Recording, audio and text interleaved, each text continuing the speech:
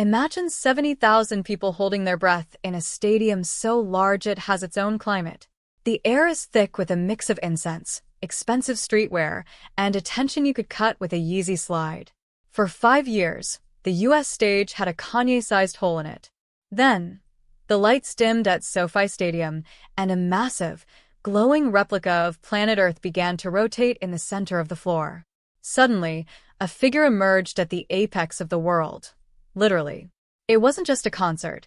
It was a homecoming, a reclamation, and a family reunion all rolled into one. But as the first heavy bass notes of King rattled the foundations of Inglewood, one question hung over the crowd like the artificial fog swallowing the stage. Is the old Kanye back, or are we witnessing the birth of something entirely new? The night was about to take a turn that no one, not even the die-hard fans in the front row, saw coming. If you thought North West was just a celebrity kid, her SoFi debut just officially retired that narrative.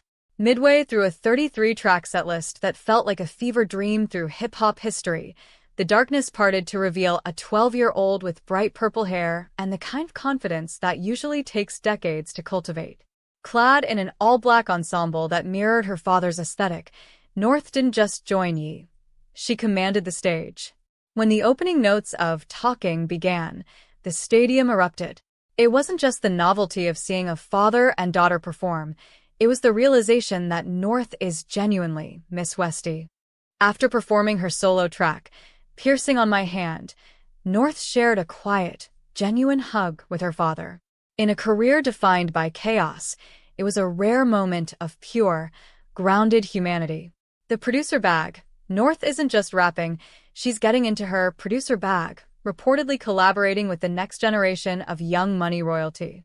From the microdermal piercings on her hands to the blue to purple hair transition seen on her TikTok, North proved she is already a fashion icon in her own right. Seeing them together felt like a passing of the torch. But while North was the light of the evening, her father was still the lightning rod for controversy. Could the music really outshine the baggage? You can't have a Kanye West show without a little agitation. About a third of the way through Good Life, the music came to a grinding halt. Why? Because the lighting wasn't Ye enough. I don't have my vocal in my ear, he shouted, scolding the lighting director in a moment that was instantly meme-ified. To some, it was classic diva behavior. To the fans, it was the perfectionism that gave us My Beautiful Dark Twisted Fantasy. The night was a relentless marathon of hits. Ye didn't just lean on his new album, Bully. He reached back into the vault. The classics, Jesus Walks and Can't Tell Me Nothing, reminded everyone why he's arguably the most influential artist of the 21st century. The new era, tracks from Bully like Circles, featuring a surprise appearance by Don Toliver, showed a more melodic, experimental side of the artist. The finale, closing with Runaway, Ye stood alone atop his demi-globe as the unmistakable piano keys rang out.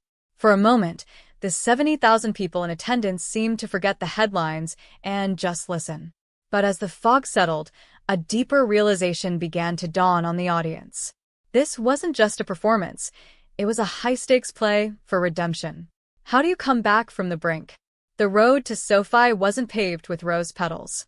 Following years of headline-grabbing controversies and widely condemned remarks, this show was a massive gamble. The timing, occurring during Passover, didn't go unnoticed by critics, who questioned if a stadium tour is enough to erase the sting of past actions. Yet there is a strange phenomenon that happens when the beat drops. The crowd at SoFi was a mosaic of ages and backgrounds, all united by a discography that has soundtracked their lives.